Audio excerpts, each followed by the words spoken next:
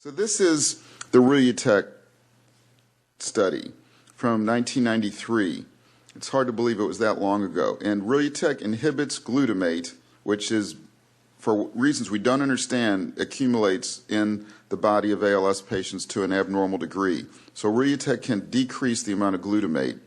And if you look at this data, what basically it showed was you have to determine this, you have to have large numbers of patients, 300-400 patients, and some have to be on placebo and some have to be on the active drug. That's the only way to really tell with any accuracy if a drug's working.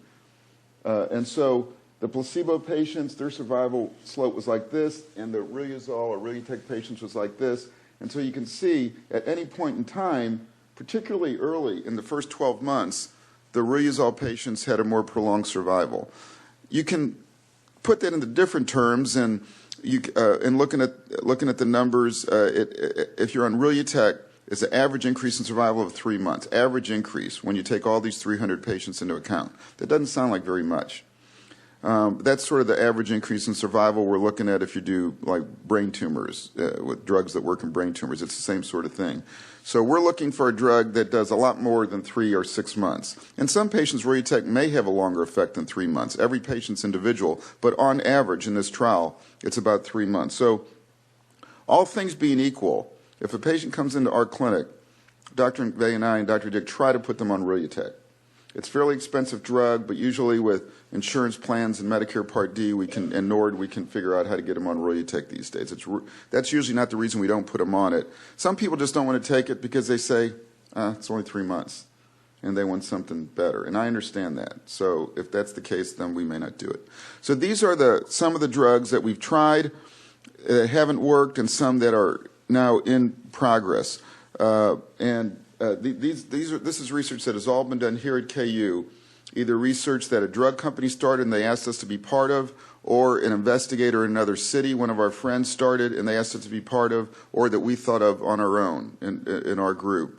And so, unfortunately, we have a fairly good-sized list of trials that, I will say though, every one of these trials, except maybe the lithium, which I think at the beginning we knew probably wasn't going to work. But in every one of those trials, we thought this is the drug that's going to work. And we were always very positive when we get a new compound.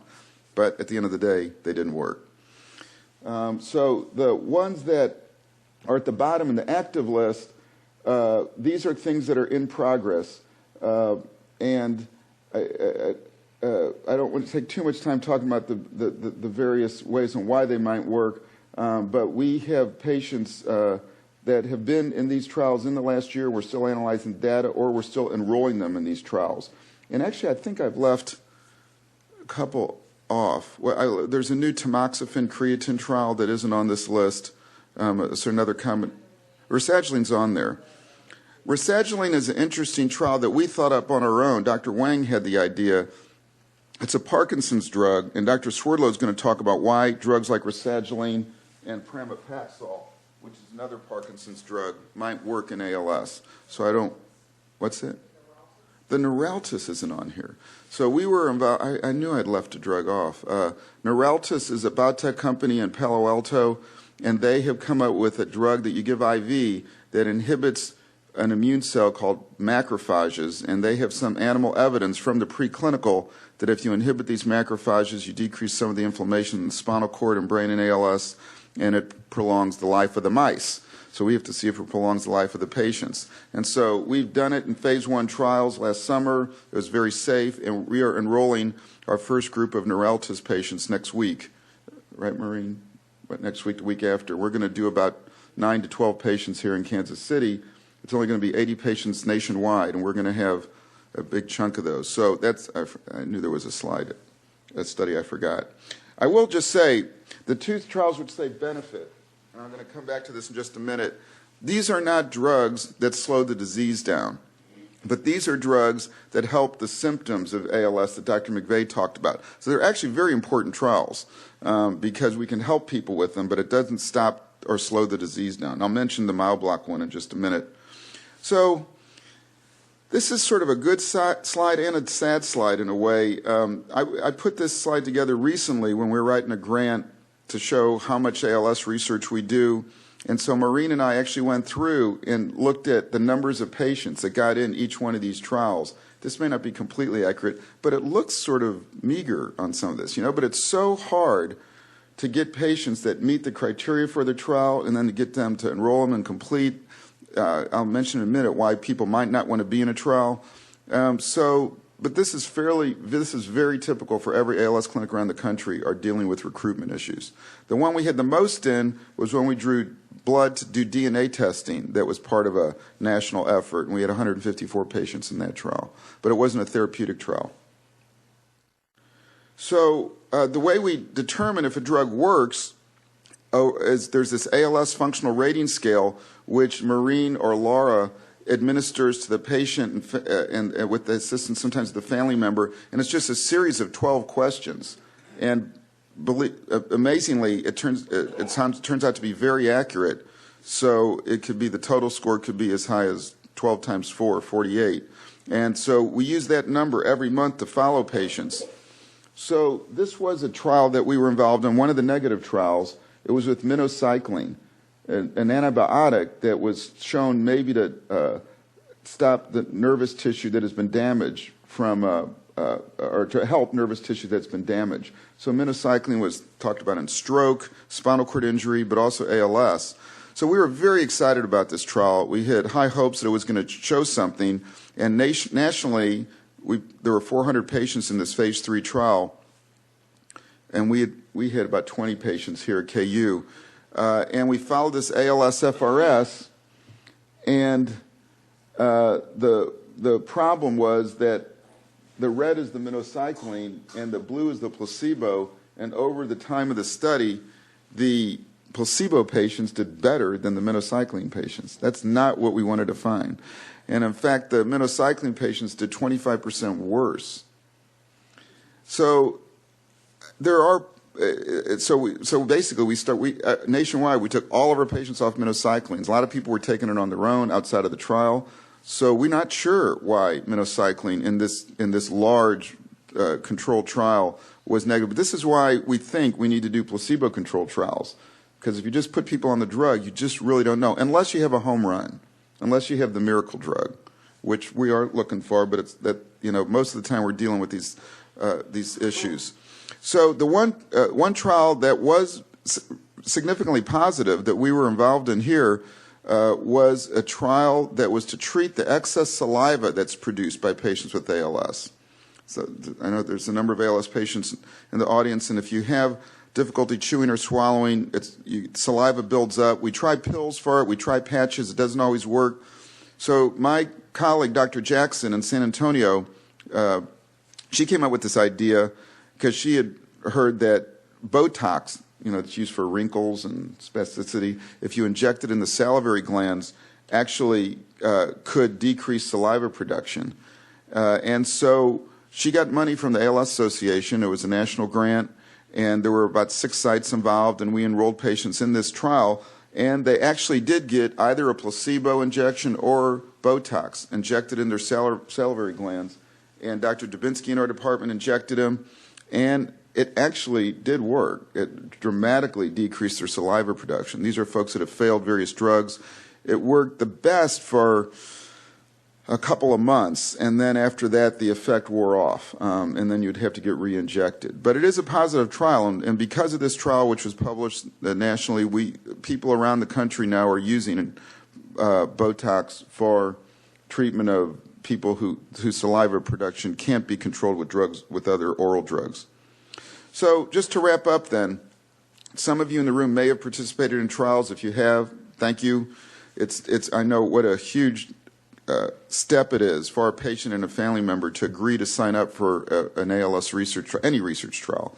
And so these are some of the things that I put together on why a patient or their family might want to be involved in a clinical research trial. Actually, I guess I was Abby was supposed to revise these slides. The bottom one I was supposed to take off. This really never applies for our ALS patients. There are other types of research trials where they're trying to find a drug for some disease, but when they're still checking it out in phase 1 in normal patients, you see ads on TV for volunteers. So they take them up to the quintiles unit up on 435, and they pay them. You know, patients that get involved in our trials, they're not being paid to do it. Sometimes we'll pay for gas money or hotel money if they have to spend the night, but they're not doing it for that reason. They're doing it for these other reasons, to try to find the treatment, or for altruistic reasons to try to help the next group of ALS patients that are coming down the road. There are also a lot of reasons why patients don't participate in trials, and they're very, very valid reasons. I'd say the biggest one is probably this issue of placebo, and we're very sensitive to that. And there are some patients that psychologically, for appropriate reasons, just cannot make the leap of faith to be involved because there's a placebo arm. And we get that. On the other hand, there's just probably no way to answer these questions without ultimately a placebo arm. So the patients that can't do placebo trials, we help them in other ways. Every now and then, there's a very small trial that we're just starting out with 20, 30 patients that we will do where there is no placebo arm.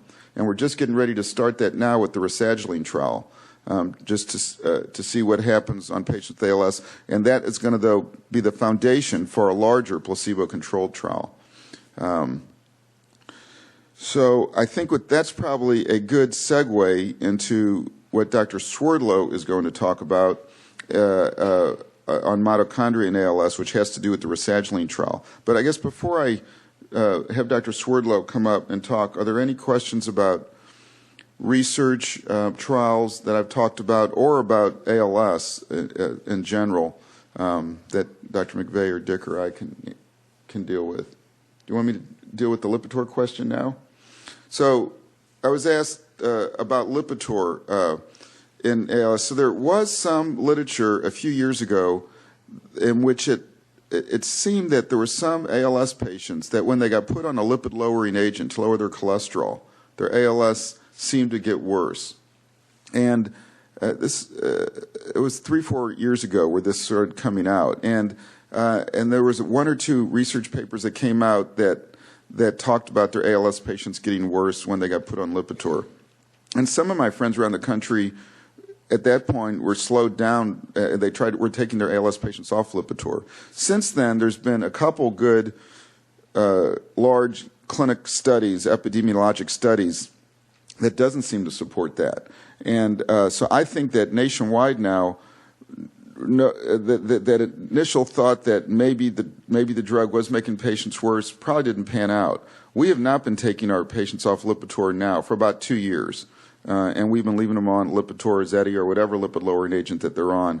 And I personally haven't seen anyone get worse that I can, well, patients get worse, obviously, but I've not personally seen a patient that I thought got worse after they were put on one of those drugs. And Dr. Dick or McVey, are you doing the same thing or anything different? The only person that I wouldn't, and I agree completely, I don't think it's related.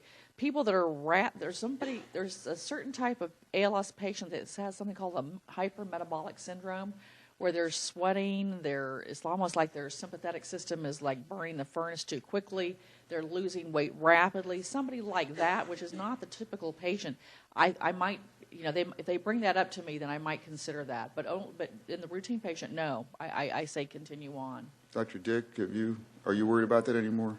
No more. Yeah, so all of our patients can deal with their cholesterol issues as well. Yeah, Becky.